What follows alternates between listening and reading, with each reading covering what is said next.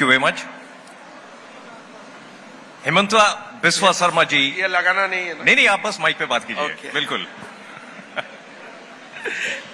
हेमंता बिस्वा जी, मुख्यमंत्री Assam, news 18 network के इस इवेंट पे आपका बहुत बहुत स्वागत। Thank you.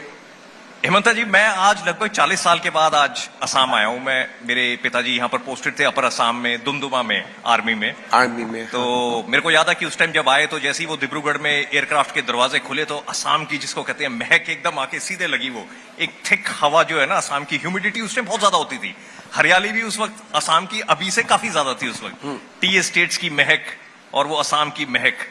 और आज आपका हमने ट्वीट पढ़ा था कि आज नया टर्मिनल आज खुलेगा, तो हम पूरी एक्साइटमेंट के साथ पहुंचेंगे। आज तो सीधे नए टर्मिनल पे लैंड होंगे, लेकिन अभी शायद उसमें थोड़ा सा 1-2 दिन का शायद टाइम लगेगा। आज वो पुराने टर्मिनल पर आज ओनली आकाशा एयर ही आए जी।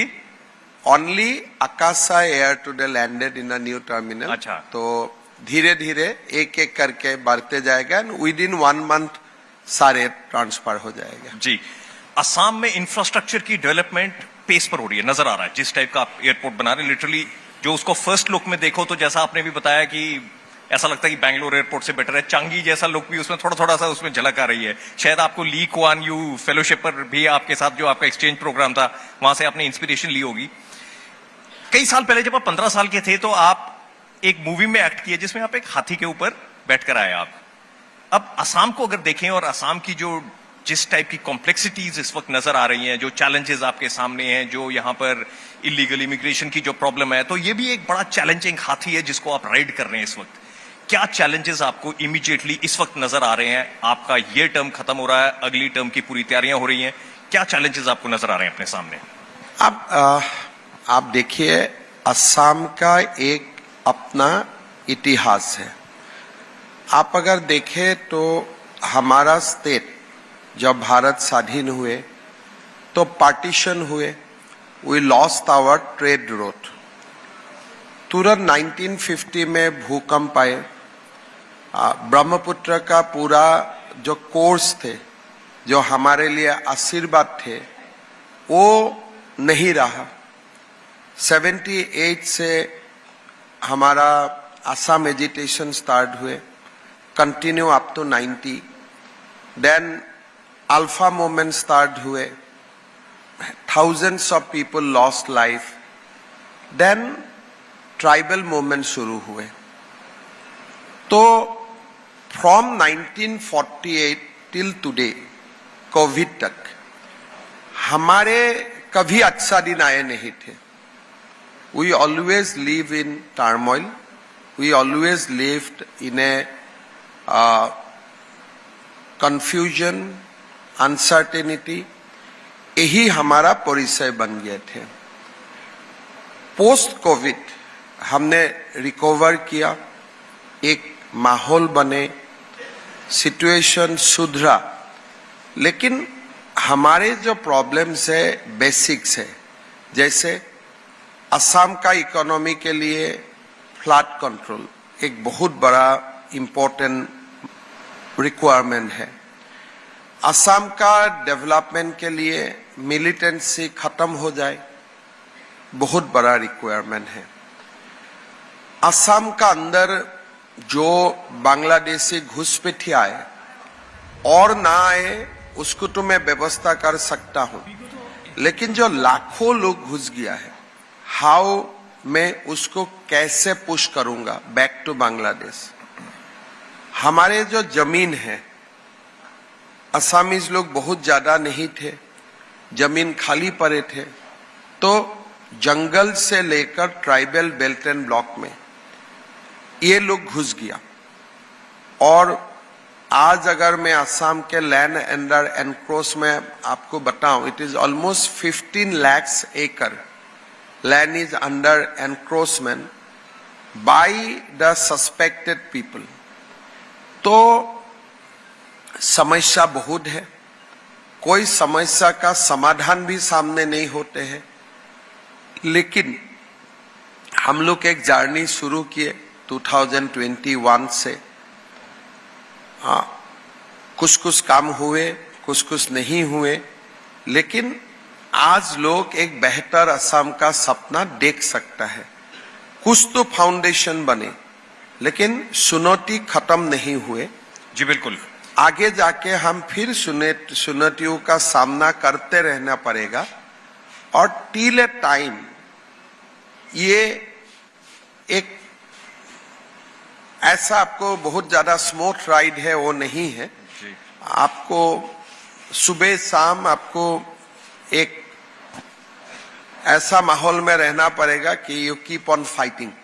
जी, आपने अभी कई सारी बातें बोली, अभी धीरे धीरे उनको हम अनपैक करेंगे, लेकिन उससे पहले अगर आप देखें, असम बहुत बड़ा राज्य है, कोई छोटा मोटा राज्य नहीं है ये। इसमें आपकी ब्रह्मपुत्र नदी पूरी बह रही है। आप लोअर असम से अगर आप अपर असम तक जाएं तो 700-800 किलोमीटर की आपकी जर्नी हो सकती है। लेकिन फिर भी आपका जो स्टेट जीडीपी है, जो उसकी जो ग्रोथ है, one of the highest in the country, 45% के करीब आपकी ग्रोथ रही है आपकी। तो इतनी ज्यादा ग्रोथ इस चैलेंजिंग स्टेट में लेकर आना, और ऐसी चीज जो काफी सालों से नहीं हुई थी, इसमें स्टेट की कंट्रीब्यूशन कितनी रही और सेंटर की कंट्रीब्यूशन कितनी रही? क्योंकि आपका क्रिटिसिज्म इसमें ये हो सकता है कि ये तो सेंटर से फंड आ रहा है, इनकी डबल इंजन की सरकार है, इनको बहुत फायदा हो रहा है। उसमें कोई गलती नहीं है, डबल इंजन की सरकार हमेशा उसकी बात की जाती है, लेकिन इसमें स्टेट की इनहेरेंट इकोनॉमी कितनी चल रही है और सेंटर से कितना सपोर्ट आपको मिला? अब देखिए, ये क्वेश्चन का स्ट्रेट कोई फॉर्मूला बता के आपको आंसर नहीं दे पाएगा। 2014 जब मोदी जी का सरकार बने, उनका फोकस अटेंशन रहे कि नॉर्थ ईस्ट स्टेट का डेवलपमेंट हो, और सारे नॉर्थ ईस्ट स्टेट में भारत सरकार ने विनियोग किया, और असम में भी विनियोग आया। लेकिन मान लीजिए असम में टाटा का सेमीकंडक्टर आया, ये तो संभव नहीं है कि बिना भारत सरकार को पूछ के आया है। तो जो मोदी जी का जो रहा है कि उत्तर पूर्व डेवलप हो, जो ग्रैंड विजन रहा, वो ग्रैंड विजन का अंदर में ही हम लोग काम किया। ये अगर मैं सेंटर स्टेट को आपको डिसइंटीग्रेट करके बात करना है, दिस आंसर इज क्वाइट, ये दिक्कत वाला उत्तर है। लेकिन ग्राउंड लेवल में, जो फील्ड लेवल बोलते हैं, मोदी जी का सपना को साकार करने के लिए हम लोगों ने भरपूर प्रयास किया। अगर भारत सरकार 10 रुपया दिया है, हमने भी 10 रुपया उसमें जोड़ने का काम किया, जो डबल इंजन का मतलब होते हैं। और हमने मोदी जी का जैसा था कि रिक्रूटमेंट ट्रांसपेरेंट हो, तो हमने भी ट्रांसपेरेंट किया।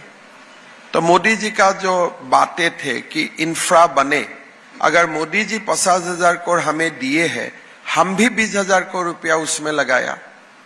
तो अगर ब्रह्मपुत्र का ऊपर पुल प्रधानमंत्री जी ने पास लगाया, तो मैंने भी हमारा रिसोर्स से 2 लगाया। तो इट इज ए गवर्नमेंट, दोनों सरकार तालमेल से अच्छा से काम हो रहा है, और ये मोदी जी का नेतृत्व में ही हो रहा है।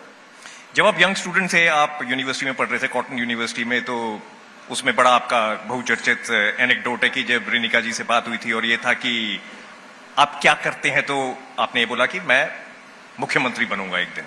आप मुख्यमंत्री बन गए। आप 2021 में आप मुख्यमंत्री बन गए, 2016 में आपने बीजेपी को ज्वाइन किया। इससे पहले जब आप कांग्रेस में थे, वहां पर भी डबल इंजन की सरकार थी। अभी जब आप बीजेपी में हैं, अभी भी डबल इंजन की सरकार है। लेकिन आपको क्या दोनों में कोई फर्क नजर आता है, उन दोनों के ऑपरेशन में? कांग्रेस का सरकार में इंजन नहीं थे। कांग्रेस के सरकार में इंजन नहीं थे। इंजन ही नहीं है? नहीं थे, बॉडी थे, इंजन नहीं थे। तो इसीलिए कुछ काम नहीं हुए करते थे। जब इंजन नहीं थे तो दोनों बात भी नहीं करते थे। आप भी खुश रहो, मैं भी खुश रहूं। जब आप कांग्रेस में थे, आपको उस वक्त भी लगता था कि इंजन नहीं है इसमें? उस वक्त भी आपने काफी टाइम लगाया कांग्रेस में। उस वक्त भी पहला बात ऐसा है, हम लोग जब कांग्रेस में था, जो देखा वही अच्छा लगा था, इसलिए कंपेयर करने के लिए कुछ नहीं था। अगर आप ये मुझे क्वेश्चन 2011 में पूछते थे, शायद मेरा आंसर अलग होते थे। इसलिए असम में तब तक कांग्रेस का ही सरकार चला, कंपैरिजन कुछ नहीं था।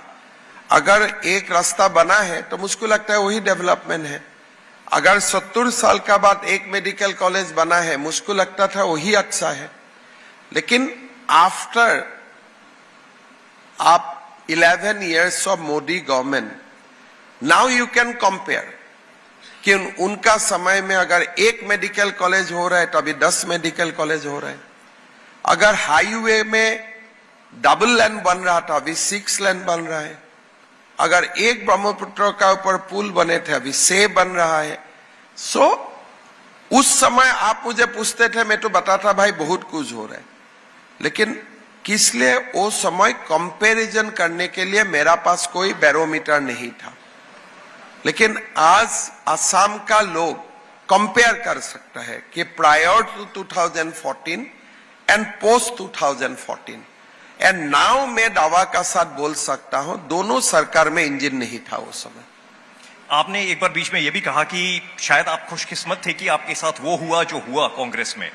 आपकी कांग्रेस के साथ प्लान थी, ऐसा नहीं है कि आपकी प्लान नहीं थी। आप चाहते थे कि आप मुख्यमंत्री बने, बात लगभग तय हो चुकी थी। सोनिया गांधी आपके पीछे थी और राहुल गांधी ने कहा कि नहीं, हम नहीं बनने देंगे। राहुल गांधी, आपको लगा कि उन्होंने मना कर दिया, उसके 2 साल के बाद आप यहां पर आ गए। भूपेंद्र बोरा आज आपकी पार्टी को ज्वाइन कर रहे हैं और वो बता रहे हैं कि कई सारी दिक्कत कांग्रेस में है। 2013 में मैं लगभग मुख्यमंत्री बन जाते थे, मतलब इट वाज 99 में गेम में गिर जाते हैं ना, I reach up to 99, then सांप का मुंह में पड़ गया तो नीचे चला गया। So that was the story. But वो समय जरूर मन में क्रोध थे, एंगर थे कि मुझे बनना था, मैं नहीं बन पाया। लेकिन नाउ इन हाइंडसाइट मुझको लगा कि अगर मैं कांग्रेस का मुख्यमंत्री होते भी थे, शायद 2016 चुनाव में जीतता था नहीं जीतता था, नोबडी नोस। और अभी जो काम करने के लिए एक जो सेंटर स्टेट का बीच में संबंध बने, असम का एक फोकस स्टेट बने, वो वाला ऑप्शन हमें नहीं मिलते थे। मैं आपको एक ही एग्जांपल देता हूं। नॉर्थ ईस्ट में सिद्धांत हुए कि एक एम्स बनेगा। नाउ दिल्ली हैज डिसाइडेड कि ये एम्स शिलोंग में बनेगा। देन वो समय निर्णय हुआ कि नॉर्थ ईस्ट में एक इंडियन इंस्टीट्यूट ऑफ मैनेजमेंट आएगा। कहां बनेगा? शिलोंग में बनेगा। तो मेरा क्वेश्चन था, 8 स्टेट में एक क्यों बनेगा? या तो 8 दे दो, नहीं तो कम से कम तो 4 दो। एक नॉर्थ ईस्ट को ब्रैकेट करके भारत का हर प्रदेश में होगा, लेकिन नॉर्थ ईस्ट में एक होगा। मतलब आप दोनों बहन फाइट करो, किसको मिलेगा? दुकान खोल देते थे, एक कमिटी नागालैंड आते थे, मणिपुर आते थे, मेघालय आते थे, and it used to create lot of frictions. अभी पॉलिसी क्या है? भाई मेघालय में भी जाइए तो बनाइए, मणिपुर में भी बनाओ। मणिपुर में अगर स्पोर्ट्स यूनिवर्सिटी दिया है तो असम में IIM, हर जगह में, अरुणाचल में अपना काम हो रहा है। तो एक नॉर्थ ईस्ट को जो भेदभाव था वो खत्म हो गया। इसीलिए वो समय मुख्यमंत्री में बनते थे, शायद I would have been in that list of the people who failed the state as a chief minister. लेकिन आज मैं अगर ये कुर्सी से हाथ भी जाऊंगा, history will not remember me that badly. मोटा मोटी मुझसे 10 अंक होगा तो 5-6 नंबर मुझको दे ही देगा। वो समय शायद 1-2 नंबर मिलते थे। आप शायद अपने आप को थोड़ा अंडर एस्टिमेट कर रहे हैं, थोड़े नंबर आपने कम लगाए अपने, लेकिन आपको माना जाता है कि बड़े वर्कहोलिक चीफ मिनिस्टर हैं आप। काफी आप रात के 2-2 बजे तक काम करते हैं। आपकी पूरी कोशिश है कि असम को आगे हम प्रोग्रेस करवाएं, डेवलप करवाएं, और शायद इसी जुनून के साथ आप पहले भी काम कर रहे थे। एक बार हम वापस पीछे चलते हैं 2013-14 के वक्त में, जब बात ही हो रही थी कि शायद आप मुख्यमंत्री बनेंगे असम के। तरुण गोगोई थे वहां पर, गौरव गोगोई उनके बेटे थे। एकदम गौरव गोगोई की एंट्री होती है, ऐसा लगता है कि गौरव गोगोई को प्रेफर किया जा रहा है। एकदम आपको लगता है कि शायद मेरे रास्ते सारे ब्लॉक हो गए हैं, अब मैं मुख्यमंत्री नहीं बन पाऊंगा। वो क्या वाकया था जब ये सब कुछ होना था? क्योंकि उसी चीज को लेकर अभी हम एक और सवाल उसके बारे में पूछेंगे, लेकिन वो क्या वाकया था? देखिए क्या हुआ उस वक्त। कांग्रेस से मेरा बहुत बड़ा कोई इशू नहीं थे। एक समय हम लोग को लग गया था कि Congress can not win the election with the same leadership, और ये मेरा मत नहीं था, it was the collective opinion of all the MLA कि 15 साल का बाद आपको कुछ चेंज चाहिए। अगर आज बीजेपी में मैं 15 साल सीएम बनते रहूं तो जरूर मेरा पार्टी का भी ये एक रिव्यू लेने का समय होते हैं कि क्या एक व्यक्ति 15 इयर्स तक भी सीएम रहेगा, किसलिए आपका जेनरेशन में गैप हो जाते हैं। If your voting age is 18 years और आपका चीफ मिनिस्टर बन गया who is about to be 90, तो गैप बिकम टू मच। हम लोगों ने बोला था कि ठीक है 15 इयर्स आपका हो चुका है, नाउ कांग्रेस का अंदर एक लीडरशिप चेंज होना चाहिए, not outside Congress, within the Congress. शायद वो होते थे, आज अलग होते थे, तो that was our request. Then party ने ऑब्जर्वर भेजे, they create, we have not said कि आप वोटिंग करो, वही लोगों ने वोटिंग करवाया।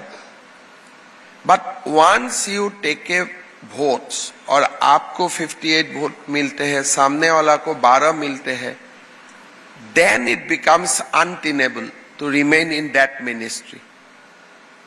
पहले तो आपको वोटिंग ही नहीं करवाना था, लेकिन एक बार वोटिंग हो गया and I know that the person who is sitting in that post has only support of 12 MLA।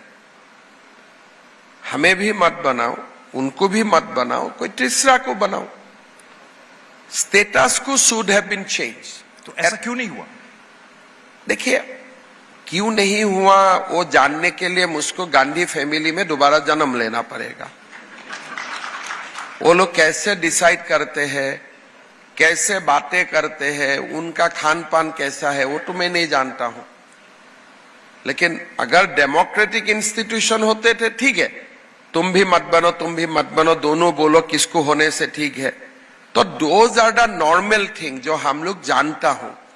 But Gandhis are known for abnormal things, इसलिए उनका सिद्धांत कैसा है ना आप जाने ना मैं जानू। आपने बोला एबनॉर्मेलिटीज, लेकिन शायद आपको वो बात इतनी नागुजार थी या नापसंद हुई कि जो भी सिचुएशन उस वक्त पैदा हुई कि उसके बाद आपने कई चीजें राहुल गांधी को बोली। आपने बोला कि ये पागल हैं, तो सचमुच पागल है, ये मेंटली अनस्टेबल हैं। आप क्या मैं बोलो? आप नहीं बोलते घर में वो पागल है। कोई leader of opposition half T shirt पहन के ऐसा करेगा पार्लियामेंट में? आप राहुल गांधी जो जो काम करते हैं उसको आप नोट बनाओ। He wear a half T shirt, he does this, फिर 7 GPT में इसको डाल दो। 7 GPT आपको आंसर दे देगा, this is a symptom of A imbalance person. मैंने डाल के देखा हूं। हेमंता जी, आपको जाना जाता है कि आप जिसको कहते हैं ना बिल्कुल डायरेक्ट बोलते हैं। अरे मैं तो भाई देखो, ऐसे बोलते हैं जो कई दफा लोगों को चुप भी सकती है, लेकिन आप बोलते हैं। आप वो काम क्यों नहीं करते हैं? AI मौजूद है, LLM मौजूद है, 7 GPT ग्रोक मौजूद है। मैं जो बात कर रहा हूं, मेरा कैरेक्टर भी आप डालो, कुछ ना कुछ तो निकाल ही जाएगा। मैंने उनका डाल के देखा हूं। आपने डाल के देखा? वो एबनॉर्मल आते हैं कि नीड्स इमीडिएट साइकेट्रिक कंसल्टेशन।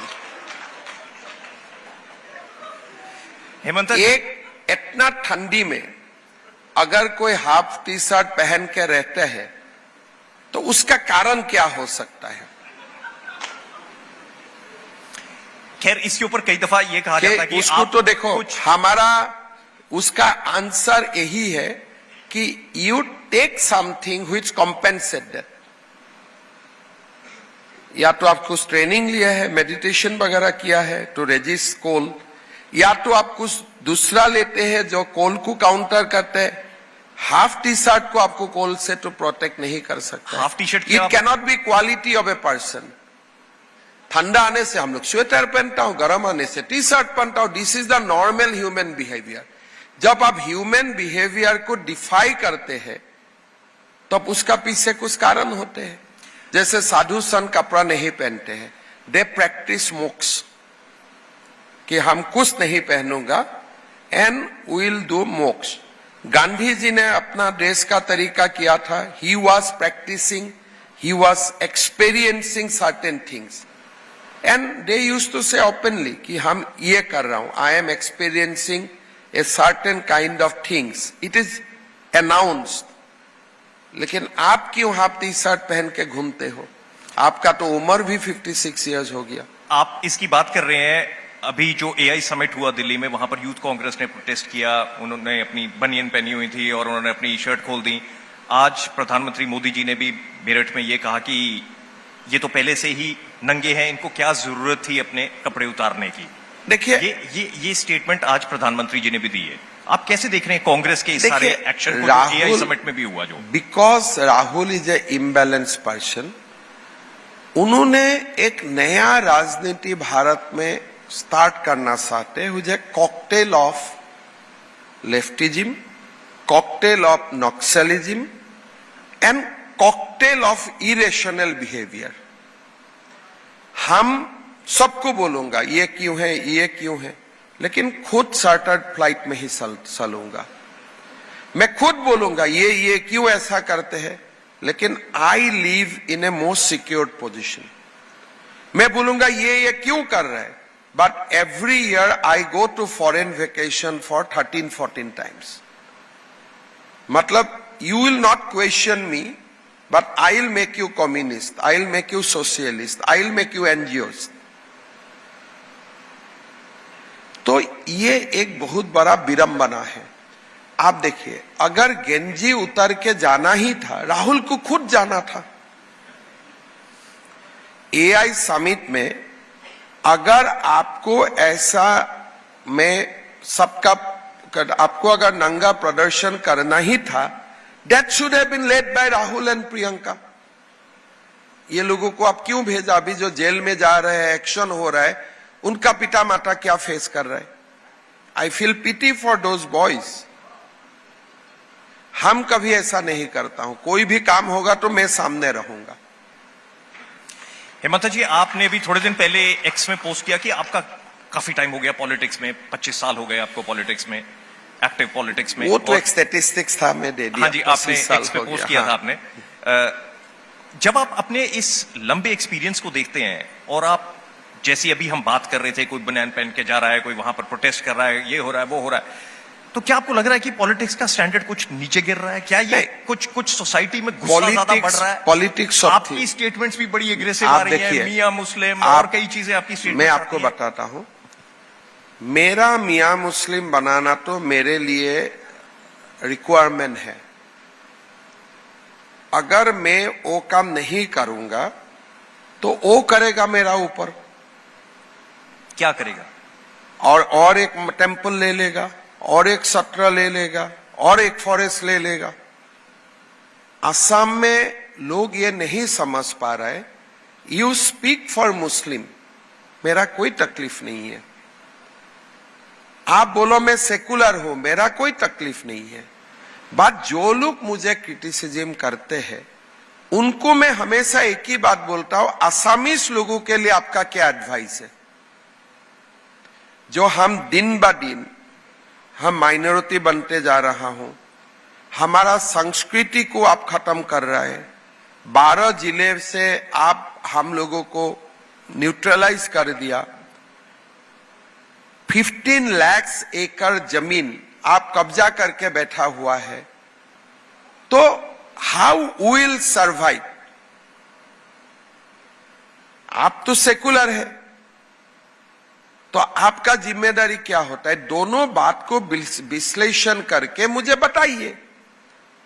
मेरा रास्ता गलत है तो आपका रास्ता मैं ले लूंगा, बट नेट रिजल्ट क्या होना चाहिए कि असम में जो हम लोग थे हजारों साल से, हमारा तो कुछ रहना चाहिए ना असम में।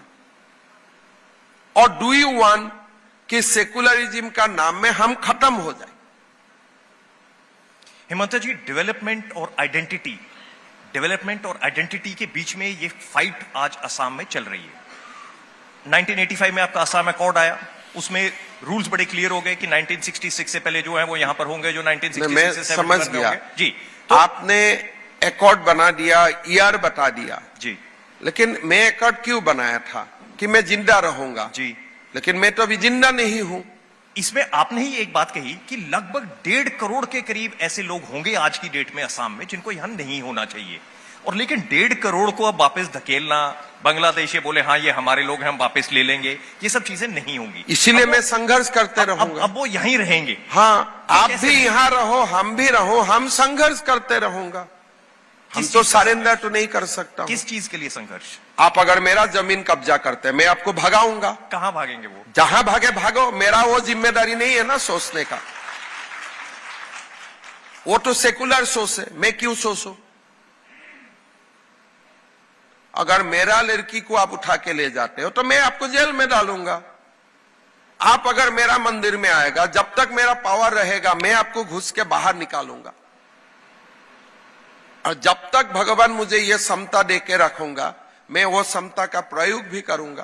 बिल्कुल। और आपके अगर पिछले कुछ दिनों में देखें तो काफी एक्टिविटीज हुई हैं कि जंगल में एनक्रोचमेंट्स जो उनको हटाया जा रहा है, वहां पर आपको नजर आ रहे हैं कि जेसीबी वहां पर है और सारी एनक्रोचमेंट को हटाया जा रहा है वहां पर।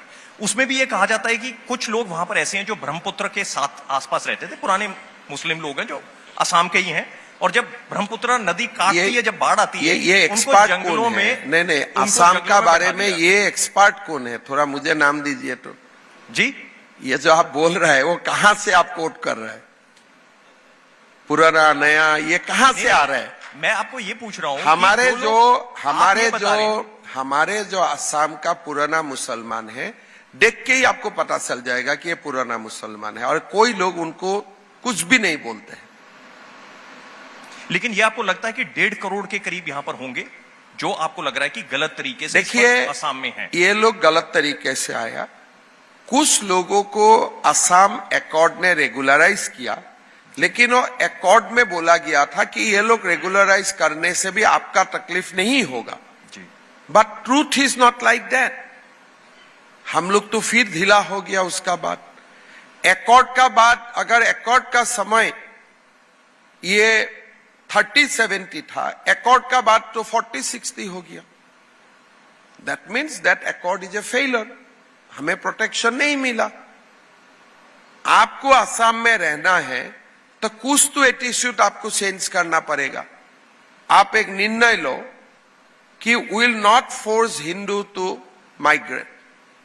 उसमें क्या आपत्ति है उनका? आपने निर्णय करो कि मैं मोनास्ट्री का माटी को कब्जा नहीं करूंगा, उनमें क्या आपत्ति है?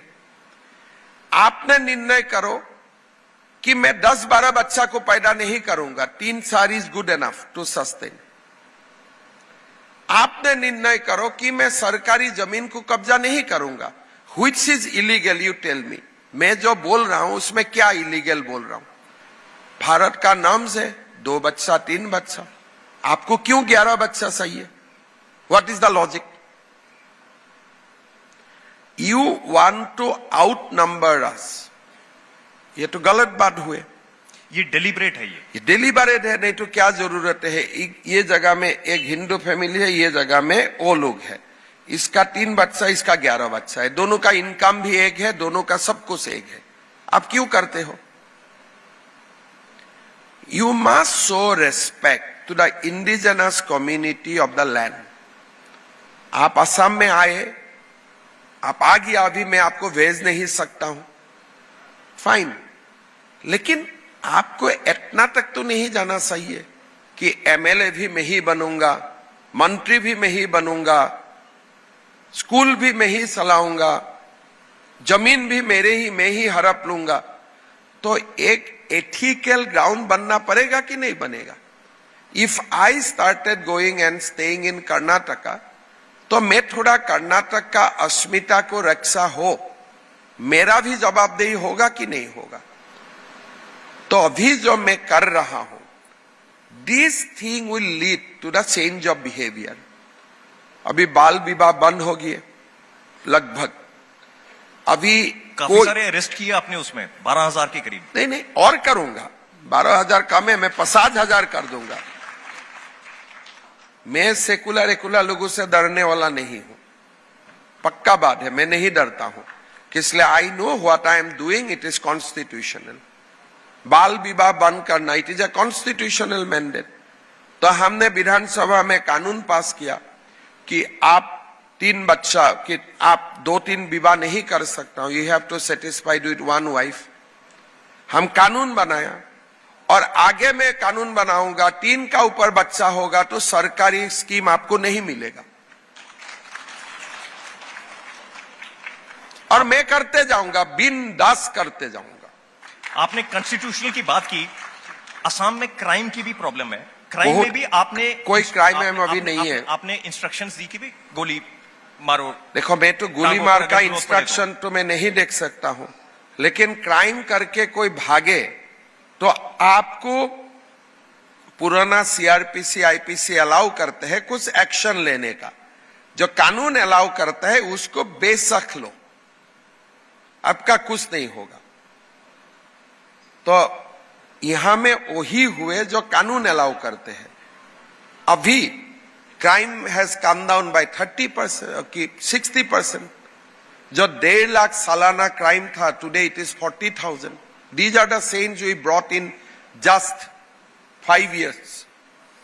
ये तो बात हुई आइडेंटिटी की। हम बात कर रहे थे कि एक बड़ा मुश्किल हाथी है जिसके ऊपर आप इस वक्त सवार हैं, वो आइडेंटिटी भी है, डेवलपमेंट भी है। आप रिसेंटली भी डावोस गए हुए थे और असम पहली बार वहां पर रिप्रेजेंट किया गया। सेमीकंडक्टर प्रोजेक्ट्स यहां पर आ रहे हैं, ब्रिजेस इंफ्रास्ट्रक्चर की हम बात कर रहे हैं, इलेक्ट्रिसिटी सप्लाई लगभग 22.5 घंटे यहां पर आज आप सप्लाई कर रहे हैं। अभी हम लोग सरप्लस भी हो गया इन जनरेशन, और हमारा power availability is now almost average 22 to 23 hours, और काफी अच्छा काम हो रहा है डेवलपमेंट। और उसमें मैं कोई भेदभाव नहीं कर रहा हूं, सबको कर रहा हूं, सबको समान दे रहा हूं। अगर आप अपने इलेक्शंस बिल्कुल जिसको कहते हैं 1-2 महीने दूरी रह गए हैं, अगर आप अपने विजन की बात करें कि आप असम में अब क्या करना चाहेंगे, जो आपको लगता है कि ये मेरी टॉप प्रायोरिटीज हैं डेवलपमेंट के एंगल से, क्या करेंगे आप? ऐसे तो मैं कई बोलते हूं और जस्ट आपको ये बहुत इंपॉर्टेंट नहीं है, लेकिन अभी मैं बोला हूं मैं 1.5 लाख बीघा माटी से हटाया, अगली बार 5 लाख बीघा से हटाऊंगा ये लोगों को, वो एक जगह में। That is called politics of identity. ये जो परिचय का राजनीति है और गहरा होगा। ये जो लोग मुझे डरवाने का कोशिश कर रहे हैं, मैं नहीं डरूंगा। I will intensify the battle for identity. Number 1. Number 2, today we are the fastest growing GDP. Today we are the fastest growing per capita formation. Today we are surplus in power. Today we are reasonably doing good in IMR, MMR. We are doing much better than many other states. So that journey will continue, and मेरा लगता है कि by 2030 Assam will be the shining spot among the Indian states. आपका per capita income यहाँ पर 2x हो गया, आपका बजट यूटिलाइजेशन लगभग 85% पर है। हम अगले साल पर कैपिटा में बंगाल को पीछे कर दूंगा। कई पैरामीटर्स में आप बहुत अच्छा कर रहे हैं, कई, लेकिन आपके सामने और भी कई बैटल्स आप फाइट कर रहे हैं। अभी रिसेंटली एक बैटल आप फाइट कर रहे हैं गौरव गोगोई के साथ। गौरव गोगोई की वाइफ एलिजाबेथ गोगोई, उनका पाकिस्तान कनेक्शन, एसआईटी रिपोर्ट बाहर आई नहीं। आप देखो, मैं गौरव गोगोई का साथ फाइट नहीं कर रहा हूं, मैं पाकिस्तान का साथ फाइट कर रहा हूं। Pakistan should not have any assets in India. तो ये जो जंग है ये पाकिस्तान का खिलाफ है। पाकिस्तान का कोई एसेट भारत में नहीं होना चाहिए। आप कन्विंस्ड हैं कि वो 100%। मैं आपका चैनल में डायरेक्ट बोल रहा हूं कि he is agent of Pakistan, मेरा ऊपर केस करे। इतना तो डायरेक्ट कोई नहीं बोलेगा, at the risk of deformation. Deputy leader of opposition की बात कर रहे हैं जो मैं बोला ना, I am talking about a Pakistani asset,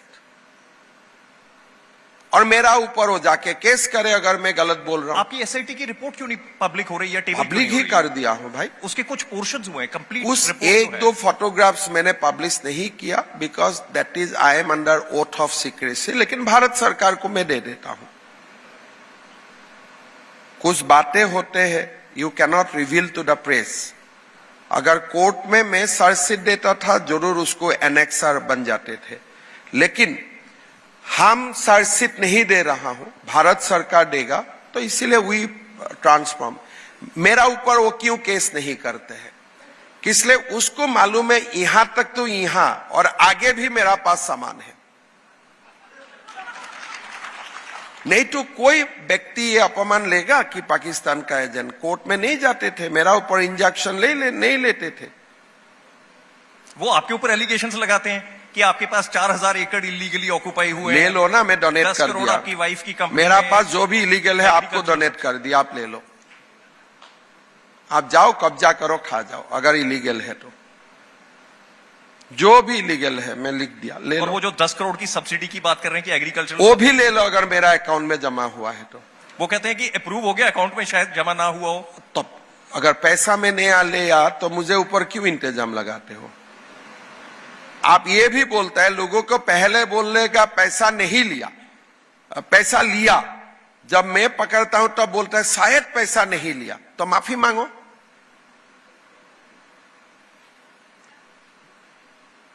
आपका पास 4,000 एकड़ जमीन है, इलीगल है, आपका तो अच्छा है, आप घुसा दो लोगों को। इलीगल जमीन में जज को भी आप घुसा सकते हो, कब्जा कर लो। हेमंता जी, बहुत सारे क्वेश्चंस आपसे और पूछने थे, लेकिन समय हमारा खत्म होता जा रहा है। लेकिन एक बार आपसे पूछेंगे कि आपका असम को लेकर जितना आप इसको बड़ी, जिसको कहते हैं ना, शिद्दत के साथ आप इसके लिए काम कर रहे हैं, तो आप क्या विजन देख रहे हैं असम का अगले 5-8 साल? मेरा लगता है 2047 तक ही ले जाते हैं आगे। आप देखिए, असम वाज अराउंड 2020 21 नंबर में आते थे इन द इंडियन कॉन्टेक्स्ट। अभी हम 16-17 तक पहुंचा। मेरा जो बात है कि देश के लिए बोझ मत बनो। You should not become a state which is a dependent state on the nation. आप एक ऐसा स्टेट बनाओ who contribute to the nation progress. तो मेरा जो एक सब में बोलो, I want to take Assam from a dependent state to a contributory state. Very simple बात। हेमंता जी, न्यूज़ 18 नेटवर्क पे हमारे साथ जुड़ने के लिए आपका बहुत बहुत धन्यवाद। बहुत बहुत जल्दी धन्यवाद। आपसे फिर मुलाकात करेंगे। Thank thank you you. So much.